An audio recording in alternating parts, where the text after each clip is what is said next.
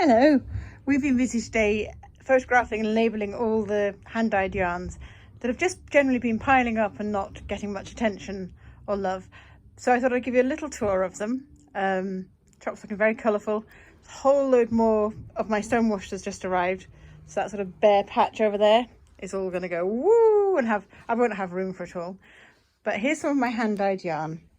So starting here with different colours of alpaca, silk and linen.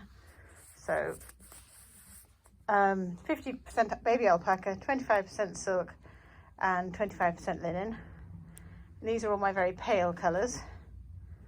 And then going super pale, this is some luxurious Blueface Leicester and silk lace that I've just dyed. Can't quite get the colour. It's a funny thing about you never quite get the colour of things. That's actually, there, that's better. That's the colour of that one. So these are my mother of pearl lace. I thought they'd make nice wedding shawls or even christening shawls. And then into my mother of pearl mini skein bundles that come with a shell stitch marker. Whoopsie, round we go. And they were dyed at the same time as these because I wanted to have a play. And so I've got a few sets of them there.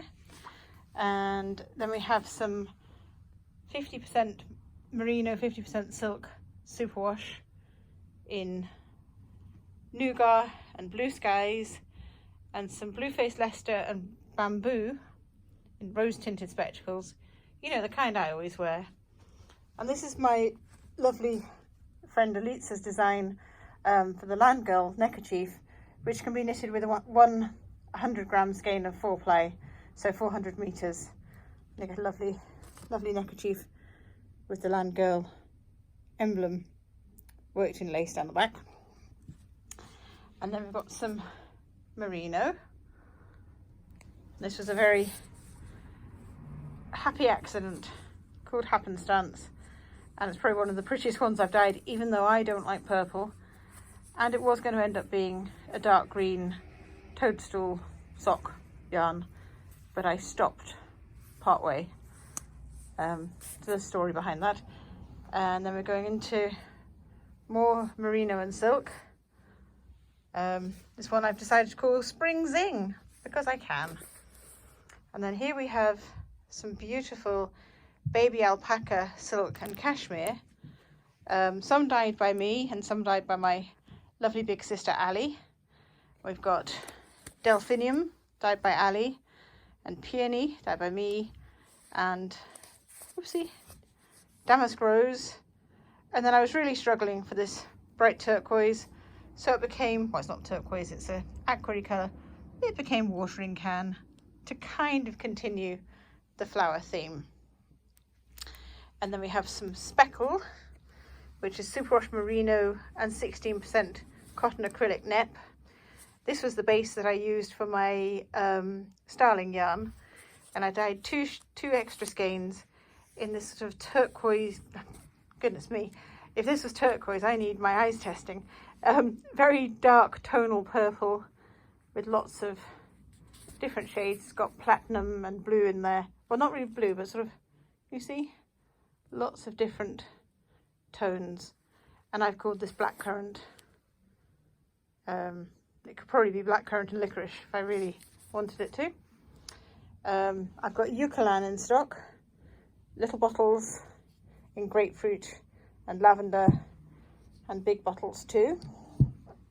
And then this is my high twist sock yarn that was all sort of spicy themed. So we've got Spice Chai, we've got Spice Market, which I really like.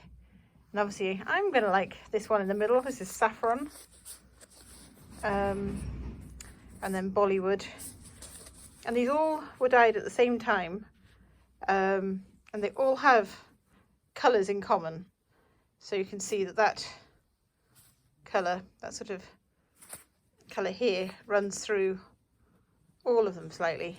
I like them. Pan out a bit so you can see. And then I have some undyed Highland DK 50-gram skeins and some very, very bright dyed skeins. These were going to be for some two-tone colour work, but I didn't actually get round to doing it. Had lots of things going on, and that was one that didn't progress. There's some Highland 4-ply. This colour's not quite showing right. This is looking a bit jadey when really it's a... No, see if I can get it over here. Nope, still not right. No, it really is a greeny green. It's looking a bit jade in that light. Sort of a woodland green. And then a lovely burnt orange. And these work really well with the shawl designs by my friend Patricia of P4 Chen. And I have lots of her designs available. Just haven't quite married these two up with a set yet. And they have a few little bits of mohair and silk floof, and then some 20-gram yak blend sock yarn mini skeins. The new Shetland journals back in stock, got 3 of those.